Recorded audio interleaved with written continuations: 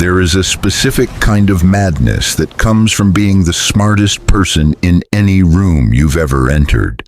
Not the comfortable madness of eccentricity, not the romantic madness of artistic genius, but the grinding, relentless madness of seeing every calculation completed before others have understood the question, of watching lesser minds stumble toward conclusions you reached 3 steps ago, of building civilizations in your mind while the world around you argues about politics and sports scores and which streaming service offers better content. Lex Luthor had lived with that madness every day of his life. What he hadn't lived with, what he'd never experienced in 43 years of existence, was irrelevance.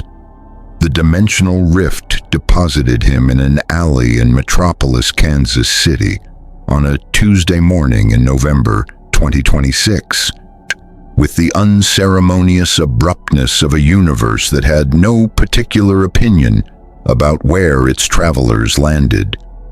One moment he'd been in his laboratory on Earth Prime, the quantum resonance device firing at full capacity, while Superman dismantled his defenses with that infuriating expression of disappointed concern.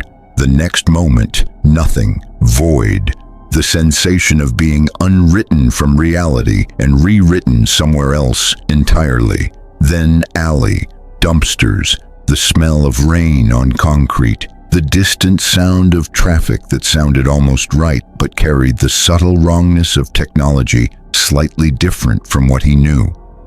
Luthor straightened his suit jacket, checked that the compression unit containing his battle armor remained secured to his wrist, and spent exactly 30 seconds processing the psychological impact of dimensional displacement before deciding he didn't have time for it.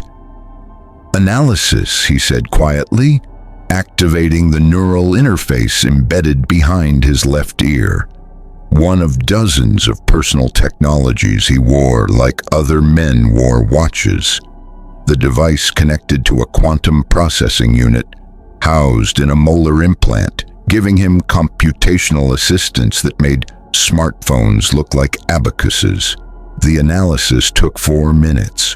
By the end of it, Lex Luthor understood his situation with the clarity that had always been both his greatest gift and his fundamental curse. He was on an alternate Earth. The quantum resonance signatures confirmed dimensional displacement.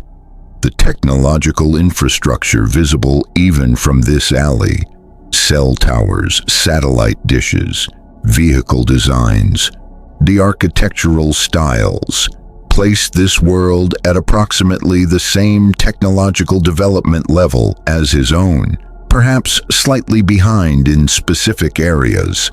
The absence of any superhuman energy signatures within his neural interface's detection range suggested no active metahumans in the immediate vicinity.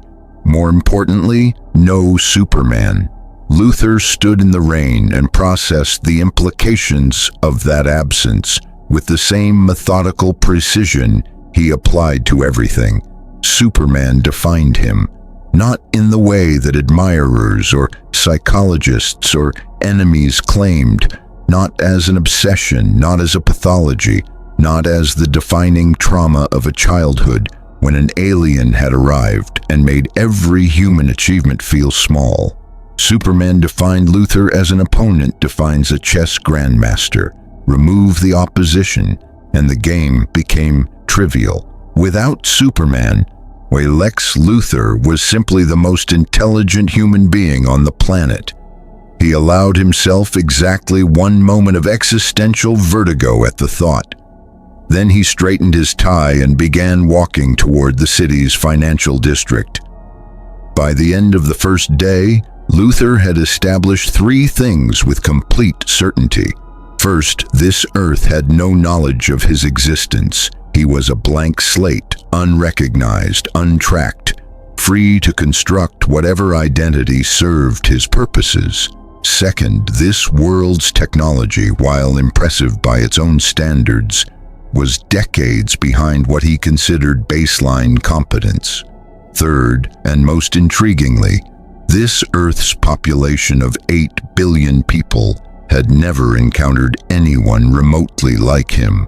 They were, in the most literal sense, unprepared. The financial manipulation began modestly. Luthor accessed public trading networks using techniques that this world's securities regulators wouldn't understand for years, identifying mispriced assets with the casual ease of someone reading large print text. Within 72 hours, working through 17 shell entities constructed from scratch using nothing but his intellect and publicly available legal frameworks, he had accumulated $340 million in capital. Seed money, barely sufficient for what he had in mind, but adequate to begin. He established residence in a penthouse suite in Chicago under the name Alexander L. Thorell, a childhood pseudonym he'd used for academic papers. He'd been too young to publish under his real name. The name felt appropriate, a version of himself before Superman, before the defining conflict that had shaped everything he'd become. The penthouse became a laboratory within 48 hours as equipment arrived through carefully orchestrated purchases designed to avoid triggering surveillance flags. Luthor worked with the focused intensity of a man who'd spent decades suppressing his full capabilities in favor of theatrical confrontations with a Kryptonian. Here, finally, he could simply work without interruption, without Superman arriving to dismantle his infrastructure at the worst possible moment, without the Justice League providing backup for a being who didn't need backup. The fusion reactor prototype took 11 days to build from components available through industrial suppliers. It was crude by his standards, a proof-of-concept device that generated power through quantum-catalyzed fusion reactions, using principles this Earth's physicists had theorized but never achieved. Crude but functional, and more importantly, demonstrable. Luthor stared at the humming device, watching power readings that exceeded anything this world had produced, and felt something unexpected. Not the satisfaction of defeating Superman, not the cold pleasure of watching carefully constructed plans execute with precision. Something quieter, something that took him several minutes to identify, because he encountered it so rarely. Pride, not the brittle pride of a man constantly measuring himself against an alien god, but the clean pride of a craftsman completing excellent work for its own sake. He dismissed the feeling immediately. His sentiment was a vulnerability he couldn't afford. The approach to this world's power structures required more patience than he typically employed.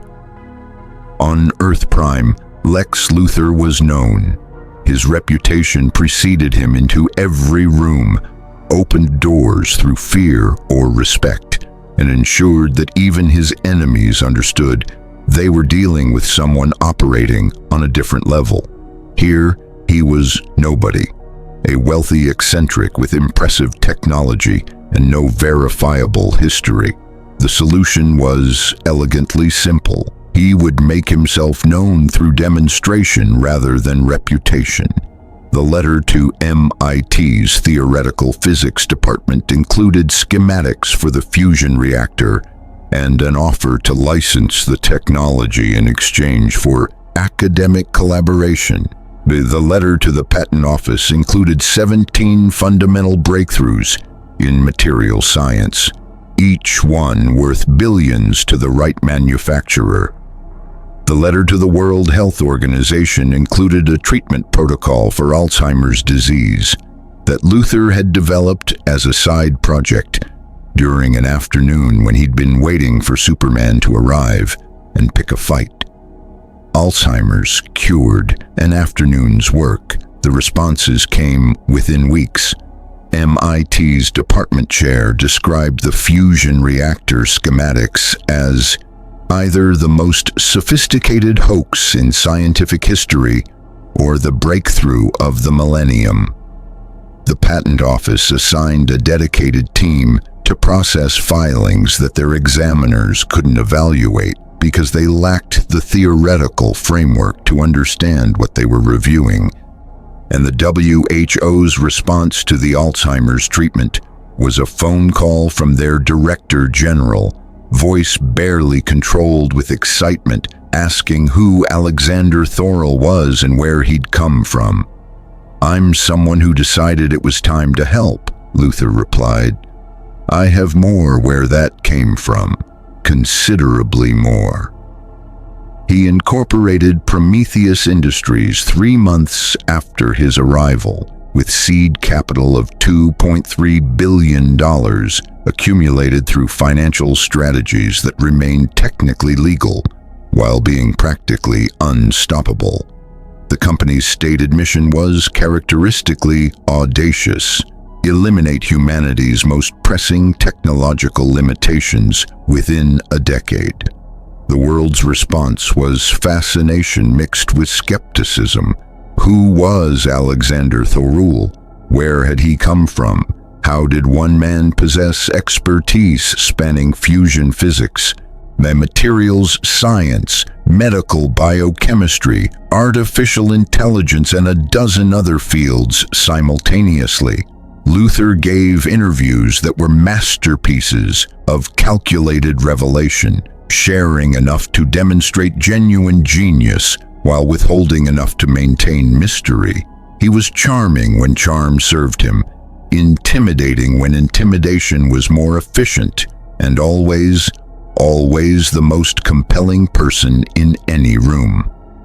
Within 6 months, Forbes magazine placed him on their cover with the headline, "The Man Who Might Actually Save the World." Luthor read the article over breakfast with an expression his assistant, a carefully recruited former intelligence analyst named Harrison Webb, couldn't quite interpret. It looked like satisfaction, but carried an undercurrent of something Webb would later describe as loneliness. "Anything requiring my attention?" Luthor asked, setting the magazine aside. "The fusion reactor demonstration is scheduled for Thursday," Webb replied. "The Senate Energy Committee wants to observe. We've also received inquiries from 17 governments requesting meetings about technology licensing, and Sir..." Webb hesitated, which Luthor noted as unusual. He'd selected Webb specifically for his composure. "Speak," Luthor said. "There's a journalist, Clara Kent, Chicago Tribune. She's been requesting an interview for 3 weeks. Her credentials are standard, her background check is clean.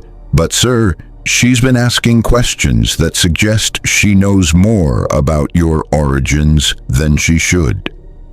Luthor set down his coffee with the carefully controlled precision of a man who'd learned to manage his tells decades ago. "But what kind of questions?"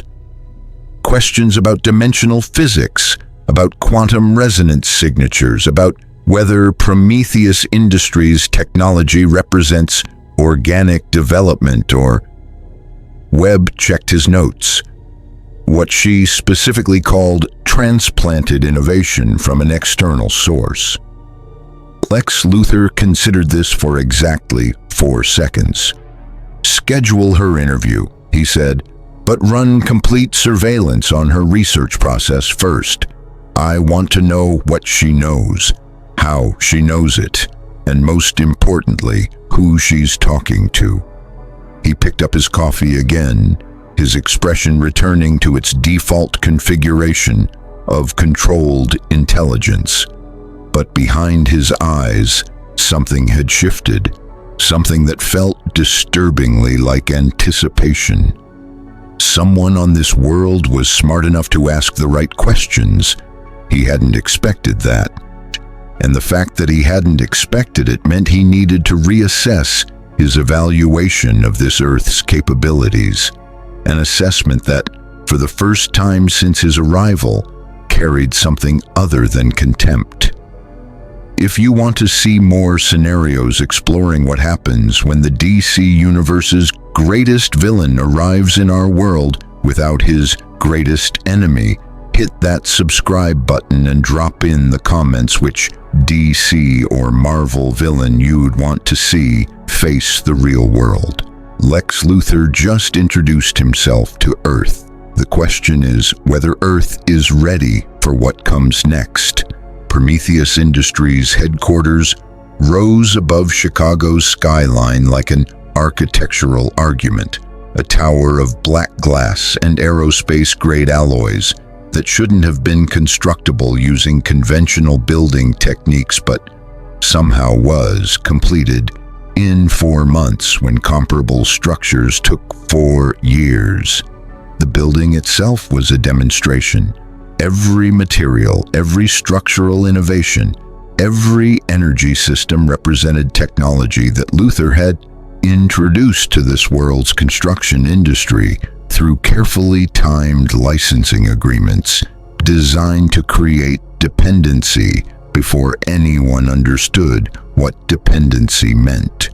By the time architects and engineers realized that Prometheus Industries had fundamentally restructured their understanding of construction physics, they were already building with Luthor's materials, according to Luthor's specifications, generating data that fed back into Luthor's research systems. The world had accepted a Trojan horse and called it progress. Inside the tower's executive level, Luthor stood before floor-to-ceiling windows, overlooking a city that had no idea it was being studied the way a biologist studies a specimen. Beside him, Harrison Webb presented the morning briefing with the crisp efficiency that had made him invaluable. Prometheus Industries' market capitalization crossed $1 trillion yesterday, Webb reported, consulting a tablet that ran on software his employer had designed specifically because existing options were inadequate. That makes us the fastest company in history to reach that valuation. The previous record was 12 years. We achieved it in 14 months. Unremarkable, Luthor replied, watching a cargo drone, Prometheus design, obviously, navigate between buildings with algorithmic precision. The valuation reflects market psychology, not actual capability. What's the status on the fusion grid installations? 17 cities now running on Prometheus fusion reactors. Another 43 contracts signed pending regulatory approval. Sir, the energy companies are beginning to organize resistance. They're lobbying senators, funding academic papers questioning fusion safety, running media campaigns suggesting the technology is unproven. Of course they are, Luthor said, with the tone of a chess grandmaster watching an opponent make a predicted move. Their business model requires hydrocarbon dependency. We're eliminating the economic foundation of their industry. How would you expect them to respond? With more sophistication than they're demonstrating, Webb admitted. Exactly, which is why they'll lose. Luthor turned from the window. Counter their academic papers with our own, peer-reviewed, impeccably sourced, written by researchers who don't know they're working for us. Let the scientific community dismember their arguments on our behalf. The energy companies are fighting a PR war. We're fighting an epistemological one, different games entirely. Webb made notes, having learned that Luthor's seemingly casual strategic observations required immediate implementation. The Senate committee hearing is tomorrow. Senator Morrison has submitted 47 technical questions about the fusion reactor's safety protocols. Competent questions or political theater? Approximately 60% competent. The rest are drafted by energy company lobbyists who don't understand what they're asking. Prepare responses to all 47. Make the competent ones impressive and the political ones devastating. I want Senator Morrison to leave that hearing understanding that opposing Prometheus Industries means opposing the most significant technological advancement in human history. Luthor paused. Actually, invite her to the Chicago Fusion facility for a private tour before the hearing. Let her see what we've built. Politicians respond to tangible reality more reliably than to arguments. Shall I mention the Alzheimer's treatment in the invitation? Her mother was diagnosed last year. Luthor's expression didn't change. Yes, but arrange access to our treatment program separately from the invitation. I don't want the correlation to appear calculated. Even though it is? Webb asked carefully. Everything is calculated, Webb. The question is whether the calculation serves genuine benefit or pure manipulation. Senator Morrison's mother receives treatment because we have treatment to give. That the timing also happens to soften a political opponent's resistances. He paused, selecting his word with characteristic precision. Efficient. Webb had worked for intelligence agencies, Fortune 500 corporations, and one particularly memorable private military contractor before joining Prometheus Industries. None of those employers had required him to navigate ethical ambiguity with the constant, exhausting frequency that working for Alexander Thorell demanded. Every action existed in a gray zone where genuine benefit and ruthless manipulation were so thoroughly entangled that separating them had become philosophically impossible. The worst part was that Luthor's manipulations consistently produced outcomes that were objectively beneficial. The fusion reactors genuinely reduced carbon emissions. The medical breakthroughs genuinely saved lives. The materials science innovations genuinely made construction safer and more sustainable. And yet the architecture of control underneath every initiative was undeniable to anyone with the clearance to see it. Prometheus Industries wasn't just a corporation, it was the skeleton of a shadow government, quietly inserting itself into the load-bearing structures of global civilization. 3 months after the Chicago Tower's completion, Luthor's restlessness became visible to those paying close attention. The symptoms were subtle. A man less perceptive than Webb would have missed them entirely. Longer hours in the laboratory, not designing new technologies but refining already perfected ones beyond any practical necessity. Increased interest in geopolitical situations that Prometheus Industries had no direct stake in. And most tellingly, a pattern of behavior that Webb finally identified after cataloging 6 weeks of anomalies. Luthor was engineering crises, not catastrophically, not with the theatrical supervillainy of someone wanting to be stopped, but with the precise, minimal intervention of a man who needed problems to solve and had exhausted the naturally occurring ones. A carefully placed investment here, triggering a market instability that required innovative financial solutions. A technology licensing delay there, creating an energy shortage in a developing region that Prometheus could dramatically resolve. Strategic information released to certain journalists at certain times, generating regulatory crises that required legislative solutions only Luthor's team had prepared for. He was manufacturing opposition because genuine opposition wasn't materializing fast enough. Webb documented everything in an encrypted file he kept on hardware that had never connected to any network Luthor might access. Not because he planned to use the information, he hadn't decided that yet, but because 20 years in intelligence had taught him that documentation was survival, and working for the most dangerous man on Earth required every survival instinct he possessed.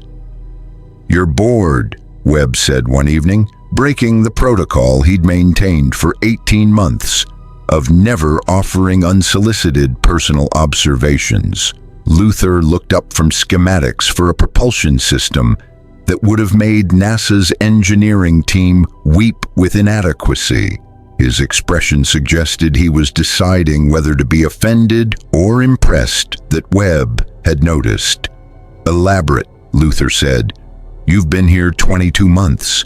In that time, you've introduced fusion power, cured 3 previously incurable diseases, restructured global material science, built an intelligence network that rivals the NSA's coverage, and accumulated enough economic leverage to destabilize most of the world's governments if you chose. You've done all of it without encountering meaningful opposition." Webb met his employer's eyes steadily. "You're creating problems specifically to solve them because the naturally occurring problems aren't challenging enough." "And if I am?" Luthor asked, the question carrying genuine curiosity rather than threat. "Then you're going to make a mistake," Webb replied. "Not because you're losing capability, but because you're losing perspective. Sir, I've watched you manufacture 3 separate international crises in the past 4 months. Each one resolved perfectly, each one expanding Prometheus's influence and your personal authority. But the pattern is visible to anyone with the right analytical framework, and there are people on this Earth with that framework." Luthor set down his stylus with the deliberate precision of a man giving a conversation his complete attention. "You've been compiling a threat assessment." "I've been doing my job," Webb replied carefully, "and my job tells me that the NSA has assigned a dedicated team to investigate Prometheus Industries, that MI6 has shared intelligence with 6 allied agencies suggesting you're not who you claim, that a physicist at MIT named Dr. Sarah Okafor has reverse-engineered enough of your fusion reactor to understand it operates on principles that don't exist in any published scientific literature, which means either you developed them in secret or you brought them from somewhere else." Webb paused. "And that Clara Kent has been sharing her research with a former NSA director named General Richard Hollis, who has the analytical capability and the institutional connections to actually do something with it." Luthor was quiet for a long moment. Outside, Chicago's skyline glittered with electricity generated by Prometheus reactors, his technology powering his city, lighting his world. The view should have been satisfying. Instead, it felt like a cage whose bars he'd constructed himself. "Tell me about Hollis," Luthor said. 30 years, NSA ran counterintelligence operations against state actors with technology advantages over the United States, developed analytical frameworks specifically for identifying non-human or non-terrestrial technological origins. He retired 8 months ago, but maintained every contact and every clearance. "And, sir." Webb hesitated with the specific quality of someone delivering information they know will change things. He's not working alone. He's assembled a team. Kent for journalism, Okafor for scientific analysis, former Interpol Director Amara Diallo for financial forensics, and a cyber specialist named Jin-Ho Park, who apparently learned to hack by defeating security systems that shouldn't have been hackable by anyone without technology we don't have records of him possessing. A team of exceptional humans, Luthor observed, pooling their individual genius to compensate for their individual limitations. He picked up his stylus again, but didn't return to the schematics. Each one operating at the absolute ceiling of human capability in their domain, working together toward a common objective despite having no obvious prior connection.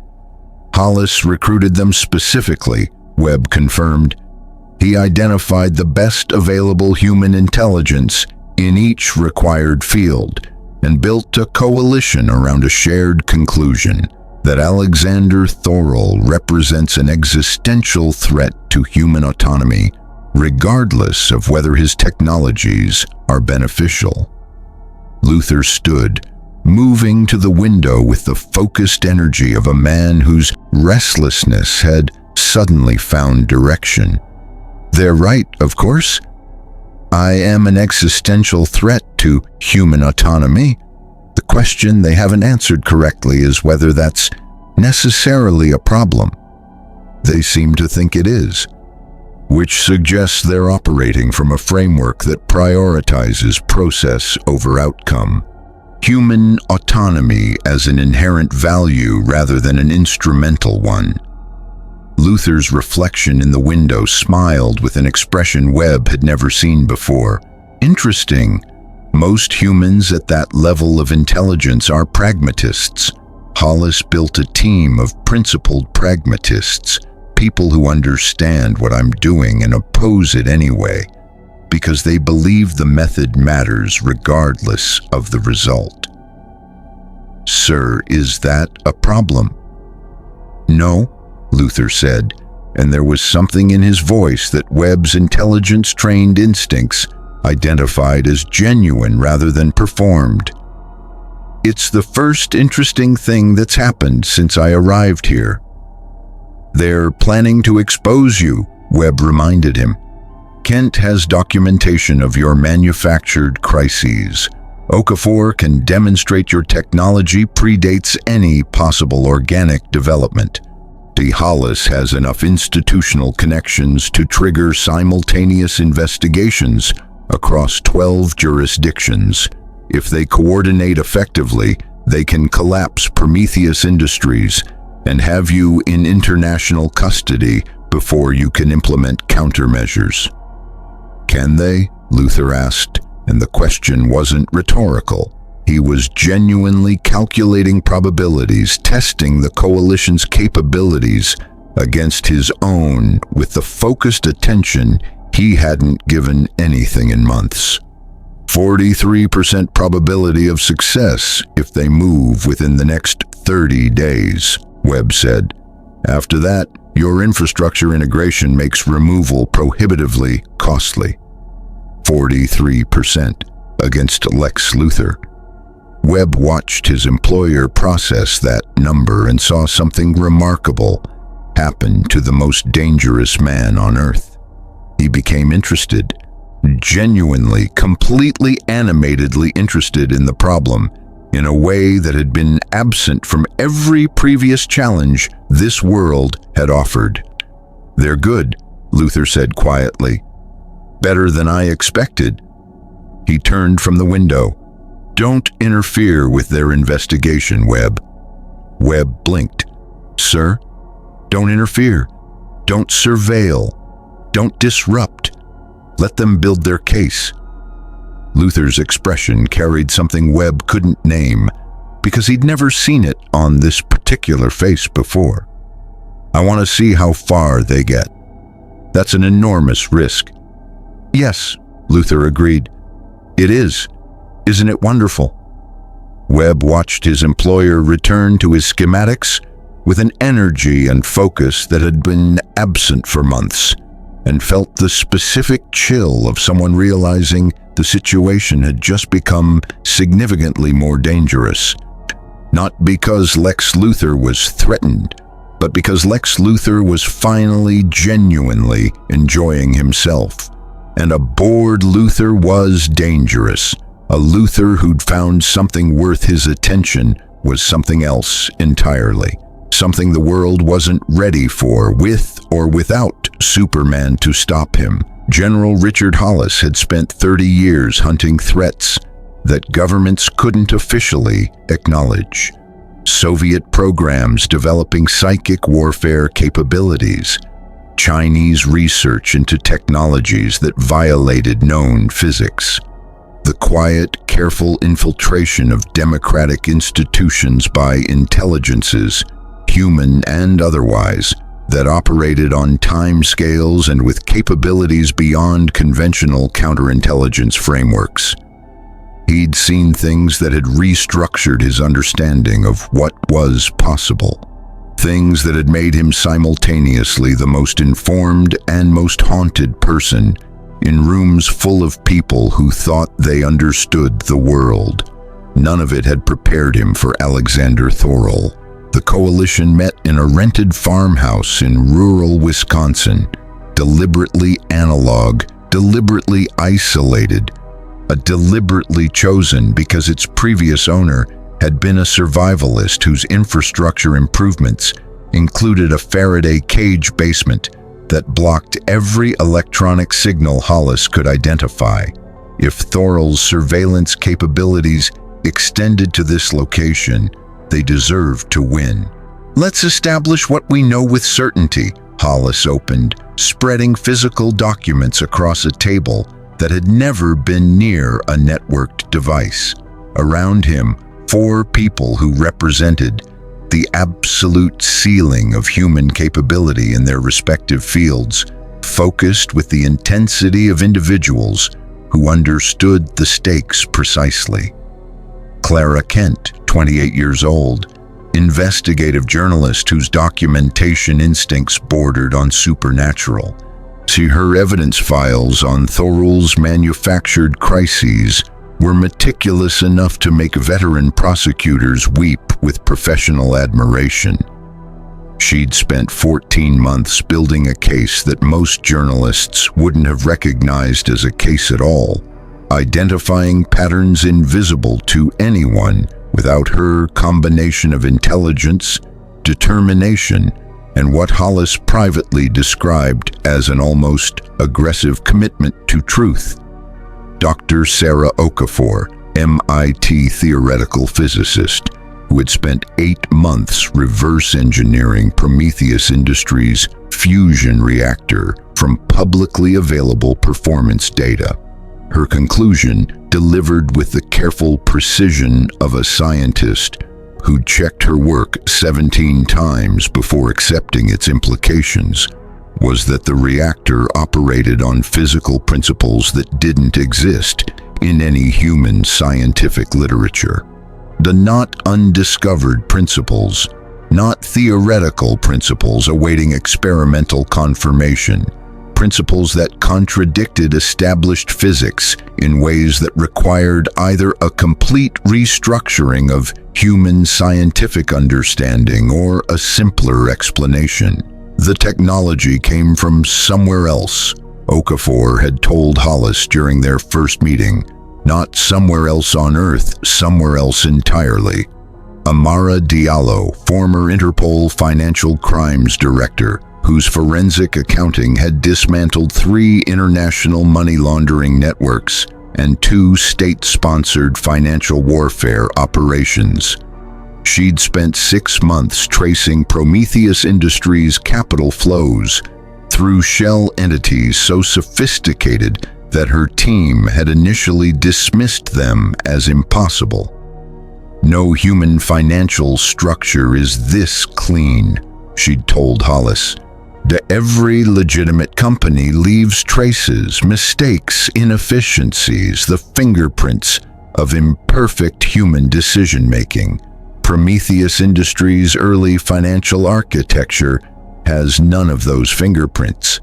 It was built by someone who understood every flaw in our financial surveillance systems before those systems were designed. Jin-Ho Park, 31 years old, whose cyber capabilities had first come to Hollis's attention when NSA analysts flagged his work during an investigation into a separate matter. Park hadn't been a suspect. He'd been inadvertently exposing the same network they were investigating, using techniques that their own cyber division couldn't replicate. He'd learned to operate in digital spaces the way birds navigate by magnetic fields, with a certainty that couldn't be fully explained by conventional training. He knows we're investigating him, Park said without preamble, pulling up analysis on a laptop that hadn't been near the internet in 3 months. Not specifically us, he doesn't know this coalition exists yet, but he's aware of the individual investigations, Kent's research, Okafor's technical analysis, your institutional inquiries, Amara's financial forensics. He's monitoring all of it. You're certain? Hollis asked. I found surveillance architecture inside the systems each of us uses for research, not stealing our data, just watching, observing what we're finding. Park's expression carried the specific unease of someone who'd encountered a technical capability that made him feel outmatched. General, his surveillance systems are so far ahead of our countermeasures that finding them was only possible because he let me find them, or rather because he didn't care whether I found them. The room absorbed that implication. He's not threatened by our investigation, Kent said, her journalist's instincts translating technical information into human terms. He knows what we're building, and he's allowing it to proceed. Why? 3 possibilities, Hollis said, counting on fingers that had pointed at threats for 3 decades. 1, he's arrogant enough to believe we can't succeed regardless of what we know. 2, he's planning a countermove sophisticated enough that our investigation actually serves his purposes. 3, he paused. He wants to see how good we are. Which is it? Diallo asked. All 3 simultaneously, Hollis said, which makes him the most dangerous target I've encountered in 30 years. Because arrogance plus sophisticated planning plus genuine intellectual curiosity is a combination that conventional threat assessment frameworks can't model. Kent spread her documentation across the table. 14 months of evidence, photographs, financial records, communication transcripts, technical analyses, testimony from sources who'd interacted with Prometheus Industries across 4 continents. It told the story of a man who'd arrived from nowhere, introduced technologies impossible for any human to have developed independently, and systematically inserted himself into the load-bearing structures of global civilization. The manufactured crises are the most damning element, Kent said, organizing documents with the efficiency of someone who'd lived with this material long enough to know it by touch. The Nairobi energy shortage, the Southeast Asian market instability, the European pharmaceutical supply disruption. Each one traces back to Prometheus Industries' intervention, and each one resolved in ways that expanded their infrastructure footprint and Thorol's personal authority. He's not just running a corporation, he's conducting an experiment in how much control one person can accumulate before democratic institutions recognize the pattern. And how much can they? Okafor asked. Apparently a lot, Diallo answered grimly.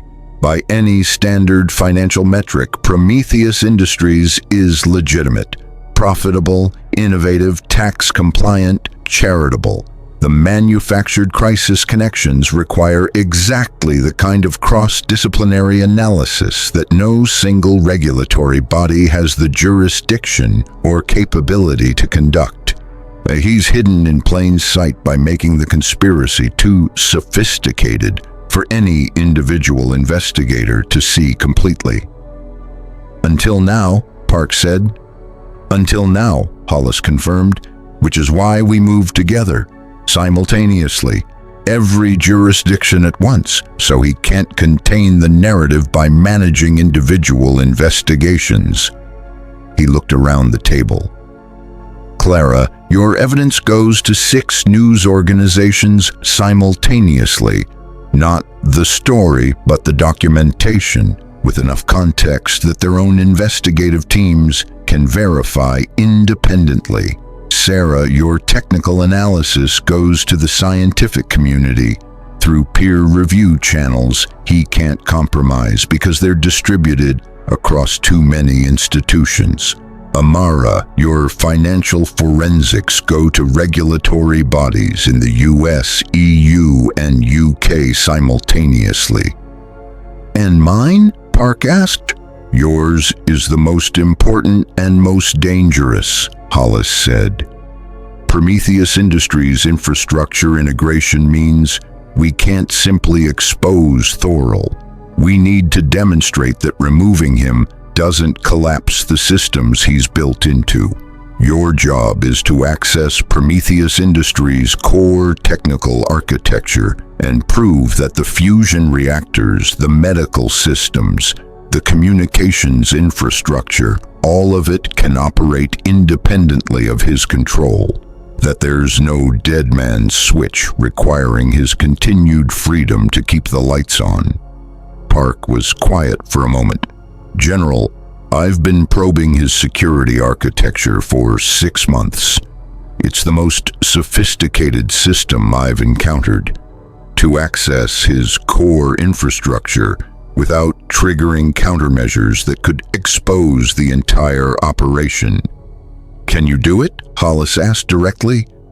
I can try, Park said, but he'll know the moment I'm inside. There's no approach subtle enough to avoid detection by whatever he's running for intrusion monitoring. If I go in, he knows immediately. Then we accept that, Hollis decided. We coordinate our simultaneous actions to a specific moment. The second Park accesses his core architecture, we release everything. All the evidence, all the analysis, all the regulatory referrals. Give him so many simultaneous crises to manage that even his intellect can't prioritize effectively. You're betting that we can overwhelm a genius, Kent observed. I'm betting that genius has limits when the opposition is distributed enough, Hollis replied. He's one mind, however extraordinary. We're 5 disciplines coordinated, and we have something he doesn't. What's that? Okafor asked. We're fighting for principle rather than advantage, Hollis said. He built Prometheus Industries to fill a void where his enemy should be. We're investigating him because it's the right thing to do, regardless of whether we win. That asymmetry matters. People fighting for principle make different decisions than people fighting for control. More creative, more persistent, more willing to sacrifice tactical advantage for strategic integrity. The coalition spent 3 days in the farmhouse, refining their plan with the focused collaboration of people who understood that failure meant something worse than personal consequences.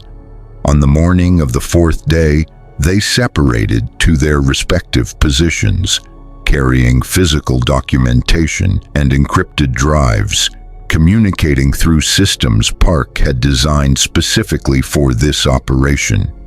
2 weeks later, on a Thursday morning, Jin-Ho Park sat in a coffee shop in Seoul and began the most sophisticated cyber operation of his career. Prometheus Industries' security architecture responded exactly as he'd predicted. immediate detection, immediate alert generation. But he was already inside before the countermeasures could fully deploy, navigating core systems with the desperate efficiency of someone who knew they had minutes before the door closed. What he found stopped him cold. The technical architecture was extraordinary, systems so elegant and efficient, they were genuinely beautiful from an engineering perspective. But more than that, they were designed specifically for independence. Every fusion reactor included autonomous management protocols that required no central coordination. And every medical system had distributed backup architecture that could operate indefinitely without Prometheus Industries' involvement. Every communication network had open-source contingencies built into its foundation. Thoril had already removed the dead man's switch. Not recently. From the beginning, the infrastructure had always been designed to operate without him. He knew, Park said aloud in the empty coffee shop, his voice barely above a whisper. He knew we'd look for this. He designed the systems to make our investigation easier. Park transmitted the finding to Hollis with shaking hands. Then he kept going deeper because the discovery raised a question that demanded an answer. If Thoril had designed his infrastructure for independence from the beginning, what was he actually building toward? The answer was in a file at the architecture's deepest level, not hidden, not encrypted, just there, waiting. A document titled Prometheus Legacy Protocol that outlined in Thoril's characteristic precise language a comprehensive plan to transition every Prometheus Industries technology into public trust, open source the fusion reactor designs, license the medical breakthroughs at cost, share the material science innovations freely with any institution capable of implementing them.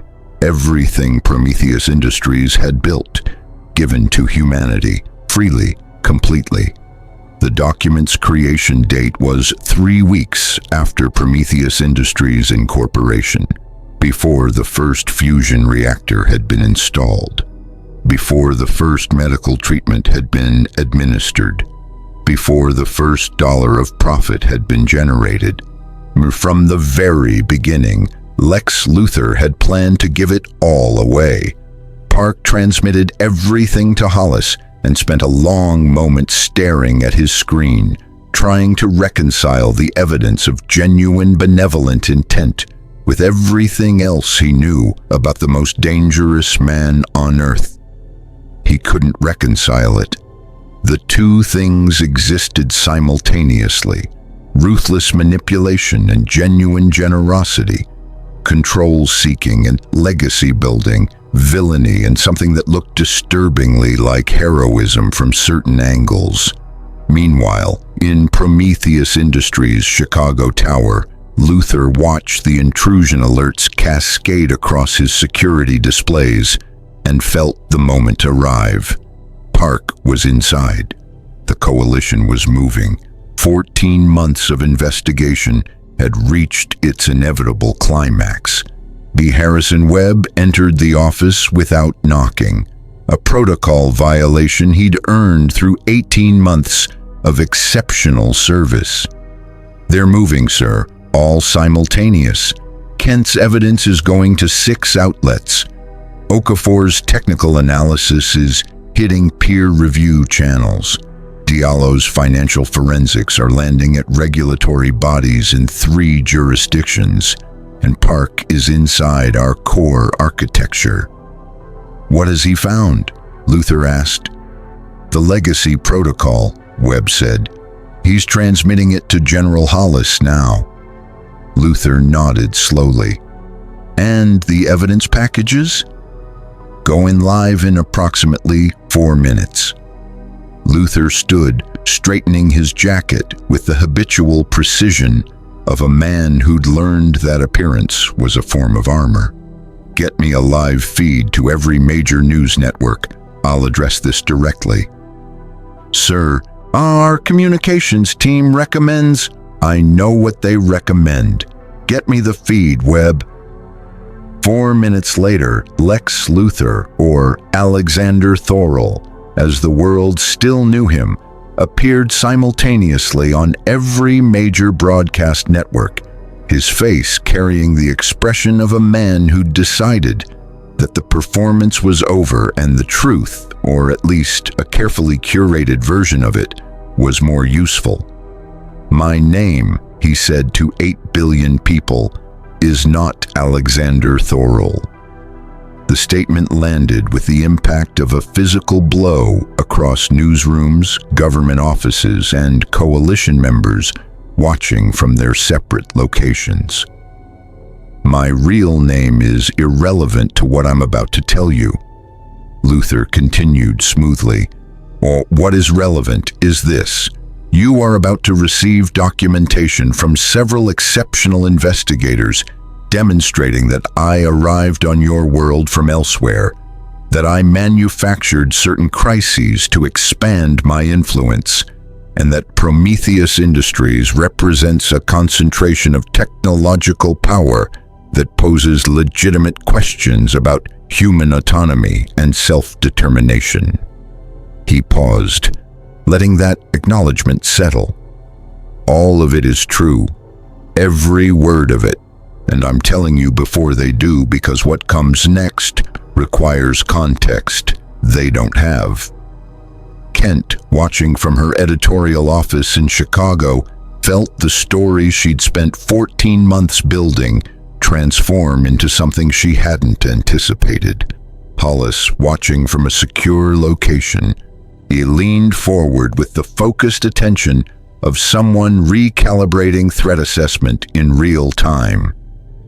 I came to your world with superior technology and a fundamental question I've never been able to answer about my own, Luthor said. The question of whether human progress requires humanity's best minds to be constrained by humanity's average capabilities. Whether the most effective path forward is collaboration with institutions that move at democratic speeds, or whether certain advances require the kind of focused, unconstrained authority that democratic systems are specifically designed to prevent. His expression shifted, carrying something that looked genuinely uncertain for the first time in any public appearance. I've been on your world for 22 months. I've introduced technologies that will save millions of lives. I've also manipulated your institutions in ways that were inexcusable regardless of outcome, and I've discovered something I didn't expect to discover. He looked directly into the camera with an intensity that made viewers feel individually addressed. You're better than I thought. Not technologically. Your technology is primitive by my standards, as I'm sure Dr. Okafor's analysis will confirm. But as problem solvers, as principled actors, as human beings, willing to challenge power that could destroy them on the basis that the challenge itself is necessary, you're genuinely extraordinary. General Hollis built a team of 5 people that nearly dismantled an operation I considered unassailable. Clara Kent spent 14 months documenting patterns that most of your world's institutions couldn't see. Jinho Park penetrated security architecture that I designed specifically to be impenetrable, then found something I left for him to find because I wanted to see if he was good enough. A pause that contained multitudes. He was. You all were. Which is why what comes next is what I planned from the beginning, accelerated by your investigation rather than despite it. The broadcast continued for exactly 11 minutes and 43 seconds. Luthor spoke with the precision of a man who'd rehearsed every word while maintaining the appearance of spontaneous revelation. a performance so technically accomplished that even Hollis, watching with 30 years of counterintelligence training applied to detecting deception, couldn't identify the boundary between calculated presentation and genuine disclosure. Prometheus Industries' technologies will be transferred to a public trust, Luthor announced, his voice carrying the measured certainty of someone reading from a decision already made, rather than one being constructed in real time. Every fusion reactor design, every medical breakthrough, every materials science innovation, open-sourced, freely licensed, available to any institution with the capability to implement them.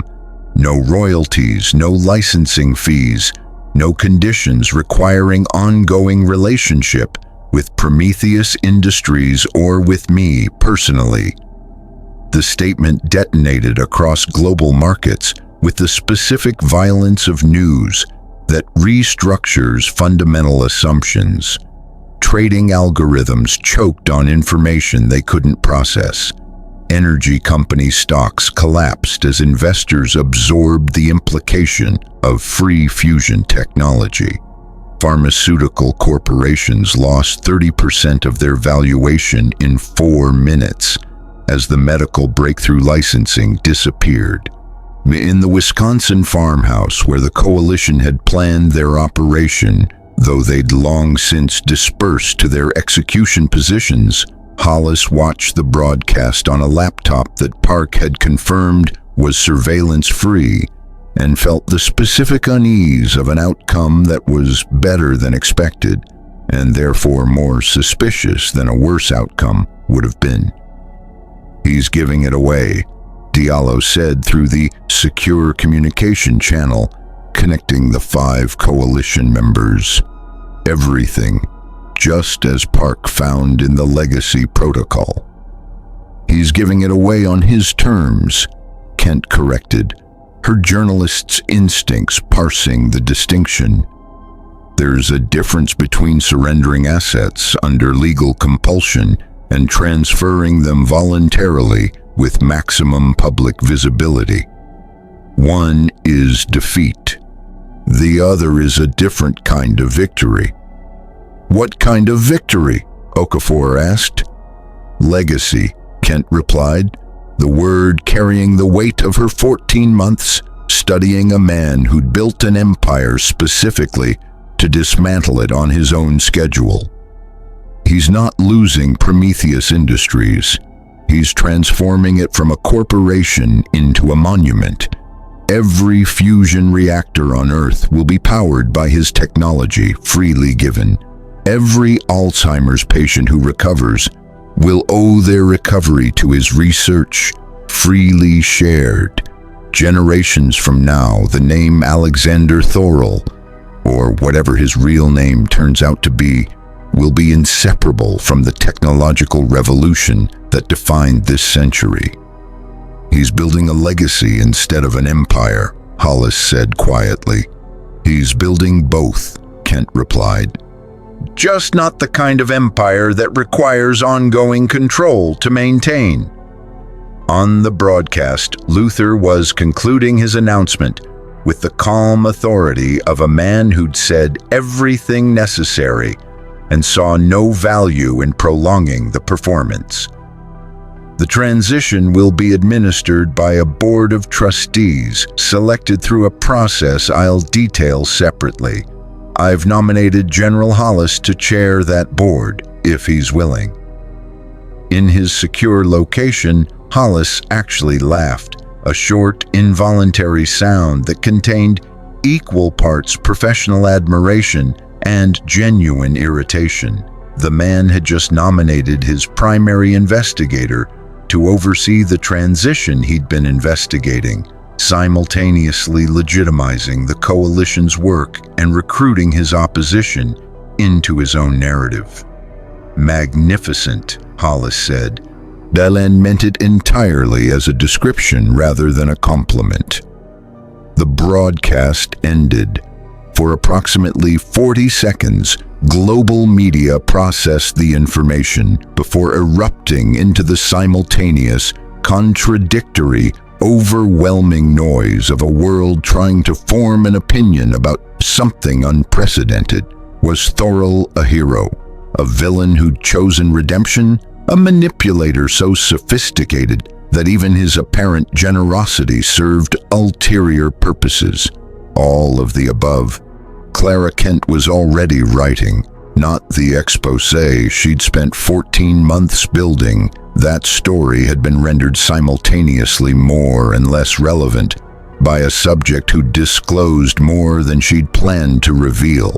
She was writing something harder to categorize, a portrait of a man who defied every framework she'd developed for understanding power and the people who accumulated it. A man who derived from elsewhere, built an empire through manipulation and genuine genius in equal measure, manufactured opposition because he needed worthy enemies, and ultimately chosen legacy over control when the choice presented itself. She was halfway through the piece when her phone rang. Unknown number. She answered because 14 months of investigating Alexander Thorol had cured her of the habit of avoiding unknown variables. "Ms. Kent," the voice said, and she recognized it immediately. From 2 years of broadcast footage and one brief telephone interview she'd conducted 6 months ago during Prometheus Industries' early expansion phase. "I believe we should meet."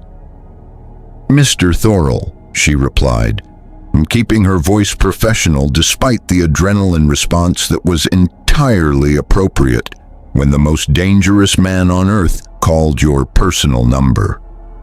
"Or should I say, Alexander is fine for now," Luthor said. "The rest of the name is a longer conversation. Are you available this afternoon?" She was. The meeting took place in Prometheus Industries' Chicago Tower, in an office that Kent noted had been deliberately stripped of the intimidating architectural grandeur that characterized the building's other executive spaces. 2 chairs facing each other across a table containing nothing but water, and the specific absence of anything designed to establish power differential. Either Luthor had prepared this space specifically for a conversation he intended to be between equals, or he'd prepared it specifically to appear that way. With Luthor, the distinction was always uncertain. "You found the legacy protocol," Luthor said without preamble, sitting with the relaxed posture of someone genuinely at ease, rather than performing ease. "Park found it," Kent replied, "and transmitted it to Hollis before your broadcast." "I know. I watched the transmission in real time." He studied her with the focused attention she'd observed in footage of him engaging with problems that genuinely interested him. "Tell me what you think it means." "That you plan to give everything away from the beginning," Kent said. "That the manufactured crises, the infrastructure integration, the political maneuvering, all of it was building toward a handover designed to be impossible to reverse. You weren't accumulating power to keep it. You were accumulating it to make its transfer maximally impactful." "Partially correct," Luthor said. "What's the element you're missing?" Kent considered carefully, drawing on 14 months of studying a mind she'd come to understand better than almost any other she'd encountered. "The investigation," she said slowly. "You needed someone to discover it. Needed the exposure to be earned rather than simply announced.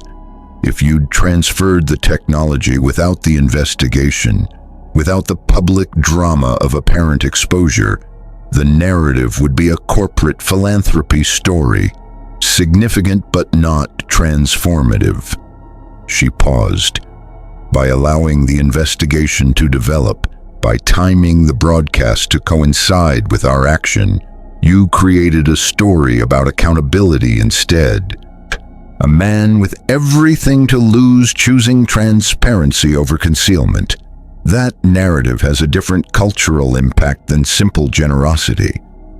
Luthor smiled, not the controlled, calculated smile of his public appearances, something smaller and more genuine. You're extraordinarily good at this. Why did you need it to be that story? Kent pressed, not deflecting the compliment but not accepting it as a redirect either. The smile faded into something more complicated. Because on my world, I've spent 20 years trying to convince people that human beings don't need alien gods to save them.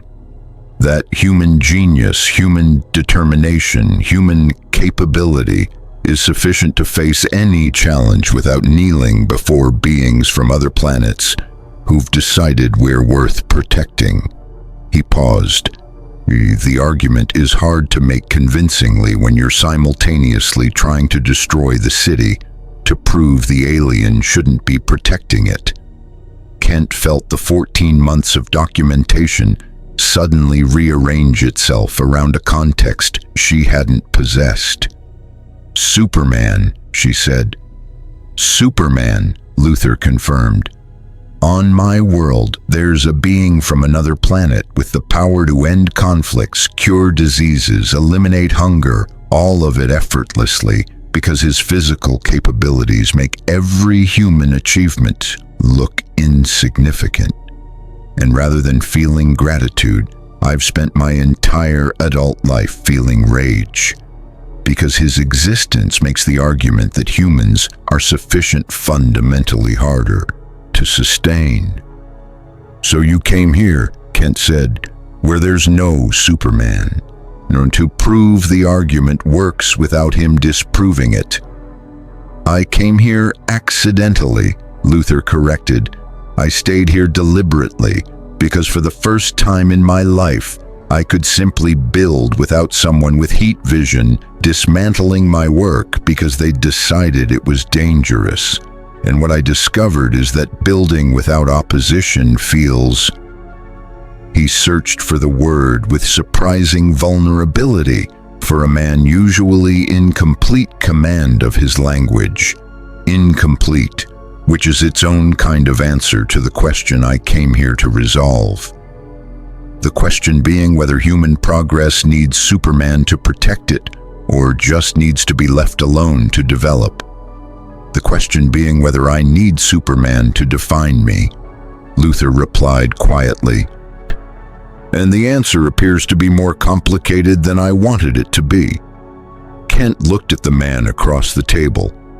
Genius and villain, benefactor and manipulator, a person so thoroughly constructed around opposition that removing the opposition had forced him to discover something that might have been under different circumstances and with different choices, a better version of himself. What happens now? She asked. The legacy protocol executes, Luthor said. Hollis chairs the transition board, assuming he accepts. Your documentation gets published, all of it, including the manufactured crises. Complete transparency because the narrative only works if it's honest about the cost of the methods that achieved the outcome. You'll face legal consequences, Kent observed. The manufactured crises caused real harm. People died in the Nairobi energy shortage. Yes, Luthor said, without deflection or excuse. They did, and that accountability is part of what makes the legacy real rather than convenient. I'll cooperate with whatever legal process results. Not because I'm required to, but because the argument I'm trying to make, that human institutions are sufficient to hold even extraordinary individuals accountable, requires me to submit to those institutions rather than circumvent them. Kent studied him for a long moment, her journalist's instinct for authenticity working at maximum capacity. I don't know whether to admire you or be terrified of you." "Both responses are appropriate," Luthor replied. "I haven't become a good person, Ms. Kent. I've made choices that served both my interests and humanity's simultaneously, which is more complicated than either villainy or heroism, and considerably more honest than most people's self-presentation. I'd appreciate it if your article reflected that complexity rather than resolving it into a simpler narrative." "My articles reflect what's true," Kent said, "whatever that turns out to be." The transition took 8 months. Hollis accepted the board chairmanship with the specific reluctance of someone who'd spent his career dismantling dangerous concentrations of power, and now found himself administering the most significant voluntary dispersal of technological capability in human history. The coalition that had nearly brought down Prometheus Industries became instead the oversight body ensuring its dissolution was genuine. It was. Every fusion reactor design published, every medical breakthrough licensed at cost to any institution capable of manufacturing it, every materials science innovation entered into public domain.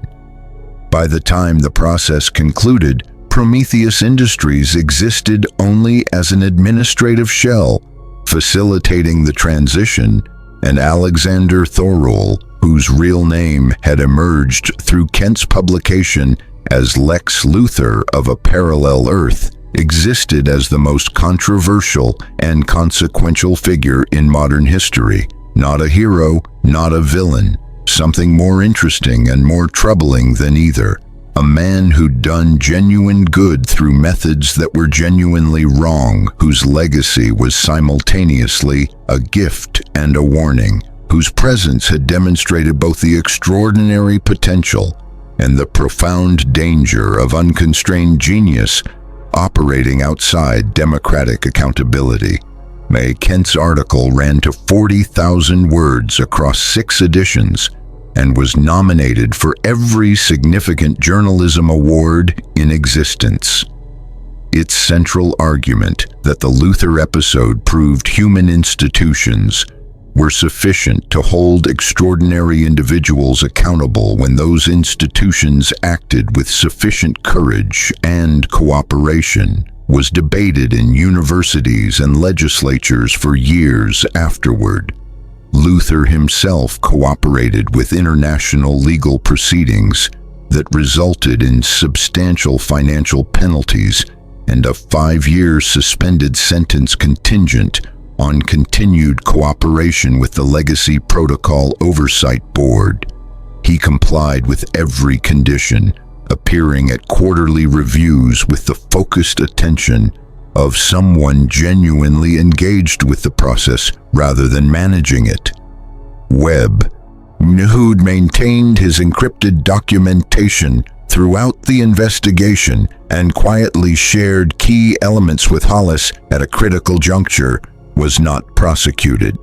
He joined the transition board as its technical advisor, a role that required him to continue working with the most dangerous man he'd ever encountered, and to continue navigating the exhausting ethical ambiguity that apparently came standard with that relationship. On a cold January morning, 18 months after the broadcast, Luthor stood on the roof of what had been Prometheus Industries' Chicago Tower, now the headquarters of the Prometheus Public Trust, watching a city lit by his technology, treated by his medicine, built with his materials, and no longer under his control. He should have felt loss, should have felt the specific grief of a man who'd built an empire and given it away. Instead, he felt something quieter and stranger, the clean satisfaction he'd experienced building the first fusion reactor, amplified to a scale that made the original feel like a prototype. He'd made an argument, not with words, but with actions carried across an entire civilization. The argument that human beings were sufficient. That genius in service of humanity rather than against it could achieve things that no alien god's intervention could match. That the right choice made consistently over time could transform even the most compromised origin story into something worth defending. Whether he'd made it convincingly was a question history would answer. His neural interface, still functioning, is still the most sophisticated piece of personal technology on this earth by several decades, chimed with an alert that made every other consideration immediately irrelevant. Dimensional resonance signature detected. Quantum entanglement pattern consistent with parallel universe transit. Origin point, Earth Prime. Luthor turned to face the source of the resonance, finding a location 3 meters to his left, where reality was doing something reality was not supposed to do. A rift, small and unstable, its edges crackling with familiar energy that made something tighten in his chest, with a feeling he'd spent 22 months pretending he didn't miss. The rift stabilized, expanded, and through it stepped a figure in blue and red, whose presence immediately restructured the atmospheric pressure around him in ways that had nothing to do with physics and everything to do with 20 years of defining opposition. Clark Kent, not Clara, a distinction that felt cosmically significant, looked around the Chicago rooftop with the cautious assessment of a man who'd spent months searching across dimensional barriers. His eyes found Luthor with the specific focus of someone who'd been looking for a long time and had complicated feelings about finally succeeding. "Lex," Superman said. His voice carried none of the righteous confrontation that characterized most of their encounters.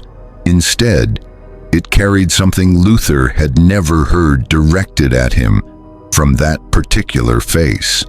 Uncertainty, perhaps something adjacent to relief. "Dear Clark," Luthor replied, using the name he had always known and rarely deployed. "You're late. Took longer than expected to find the right dimensional signature." Superman stepped fully through the rift, which sealed behind him with the finality of a door closing.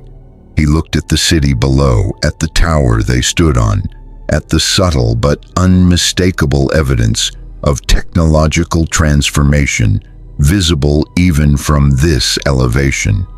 "You've been busy." "Somewhat," Luthor agreed.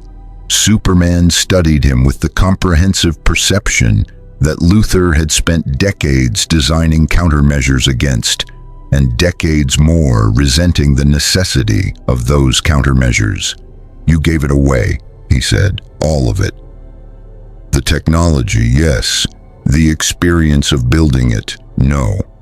That stays with me regardless of what the trust does with the implementation." "I read Kent's article," Superman said. "All 40,000 words. Thorough, isn't she? Remarkable journalist. This world's version of her is extraordinary. Same instincts as yours. Same commitment to truth. Similar name through what I can only assume is the universe's sense of humor." Luthor paused. "Different in the ways that matter. She had no reason to give me the benefit of the doubt, and did it anyway, based purely on evidence. Your version has never quite managed that."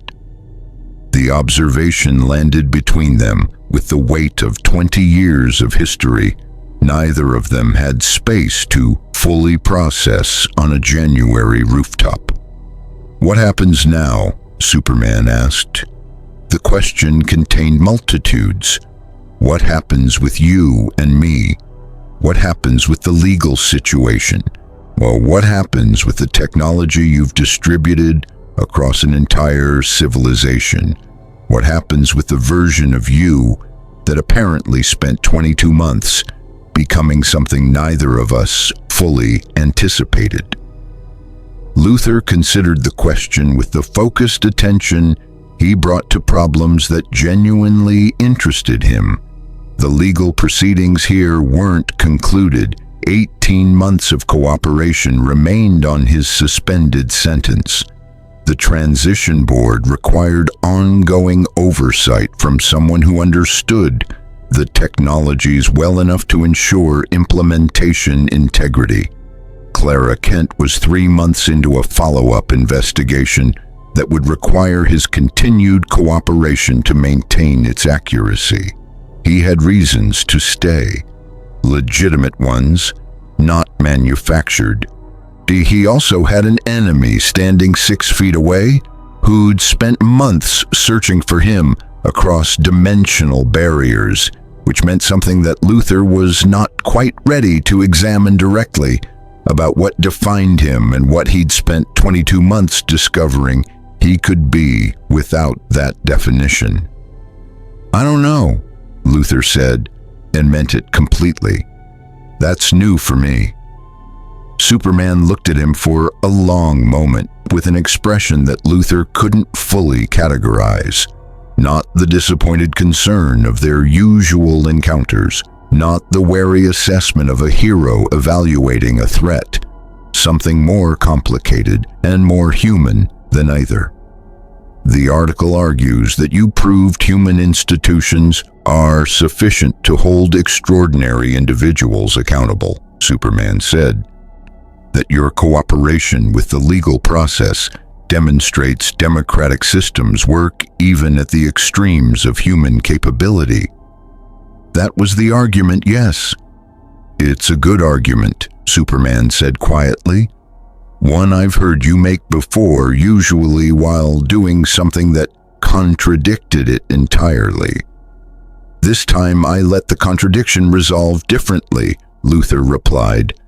Whether that reflects genuine change or simply different circumstances producing different calculations is a question I'm genuinely uncertain about, which is itself something new. Below them, Chicago moved through a January morning powered by Prometheus fusion reactors, its inhabitants healthy from Prometheus medical technologies, by its buildings constructed from Prometheus materials science innovations, a city that was simultaneously his greatest achievement and his most complete surrender of control. The dimensional rift had closed behind Superman. The return path to Earth Prime existed somewhere in the mathematics of quantum resonance, accessible to Luthor's technology with sufficient preparation and resources. But the legal proceedings here weren't done. The transition board needed oversight. Clara Kent's follow-up investigation deserved his continued cooperation. He had reasons to stay that had nothing to do with running from Superman and everything to do with finishing what he'd started. That distinction, Luthor recognized, was precisely the kind of distinction that separated who he'd been from who 22 months on a world without Superman had made possible. I'm staying, Luthor said, at least until the transition is complete and the legal proceedings conclude. After that, he looked at Superman with an expression that contained 20 years of conflict and the first genuine uncertainty either of them had brought to their relationship. We'll see. Superman nodded slowly, not agreement exactly, acknowledgement, the recognition that the man standing across from him was the same Lex Luthor he'd spent 20 years opposing, and simultaneously someone who'd done something with 22 months of freedom that neither of them had predicted. The legal proceedings here, Superman said. Cooperation's genuine. Ask General Hollis, Luthor replied, or Clara Kent, or any of the 5 people who nearly dismantled my operation. using nothing but human intelligence and principle. They'll give you a more credible assessment than I can." "I already did," Superman said. "All 5 of them." Luthor felt something that might have been amusement under different emotional circumstances. "And Hollis said you're the most dangerous person he's ever monitored, and the most cooperative subject he's ever overseen simultaneously, which he finds professionally destabilizing." Superman's expression carried the ghost of something that might have been humor, if it weren't weighted with too much history. "Kent said you're exactly what her article described. Not good, not evil, but genuinely complicated in ways that matter. Okafor said your physics are extraordinary and your ethics are a work in progress. Diallo said your financial architecture was the most sophisticated and ultimately the most transparent she's ever audited." And Park said, "What did Park say?" Luthor asked, genuinely curious about the young man who'd penetrated his security architecture and found what was left for him to find. "He said you're the most interesting problem he's ever worked on, and that he hopes you stay long enough to become a solved one." Superman looked at him steadily. "I'm inclined to agree with all 5 of them." The January wind moved across the rooftop, carrying the sounds of a city that was, by any measurable standard, better than it had been 22 months ago. Not perfect, Luthor's methods had been genuinely harmful, and the accounting for that harm was ongoing, but better. Measurably, demonstrably, irreversibly better. Whether Lex Luthor deserved credit for that improvement or accountability for the cost of achieving it was a question that history, illegal proceedings, and 40,000 words of journalism were in the process of answering with the complex, unsatisfying, entirely honest response that reality provided when asked to resolve moral ambiguity. Both. The answer was both. And the living of that answer, rather than the resolution of it into something cleaner and more comfortable, was perhaps the most genuinely human thing Lex Luthor had ever done. He turned back to the city, aware of Superman's presence beside him, with the bone-deep familiarity of 20 years of opposition, and found that the feeling wasn't the grinding resentment he'd carried for 2 decades. It was something stranger and more sustainable. Company. The presence of someone who understood exactly what he was capable of and had come looking for him anyway. Not to stop him, but to see what he'd done with freedom and time and the absence of the defining conflict that had shaped them both. What he'd done, it turned out, was build something. And for the first time in his life, what he'd built was still standing. Lex Luthor remains on an Earth he's transformed, under legal oversight he's chosen to honor, with a legacy he's chosen to build rather than control. Superman has found him across dimensional barriers, and somewhere in the mathematics of quantum resonance, the path back to Earth Prime remains open, a choice Luthor hasn't made yet, in a story that has only just discovered what it wants to be. If you want to see more scenarios exploring what happens when iconic characters face worlds without their defining conflicts, smash that subscribe button and tell us in the comments, which villain do you think would transform most dramatically when removed from their hero? The multiverse is full of stories waiting to be told, and the most interesting ones are never the ones where good defeats evil. They're the ones where the line between the two turns out to be more complicated than anyone expected. Subscribe and let's explore them together. May the Force be with you. More stories await.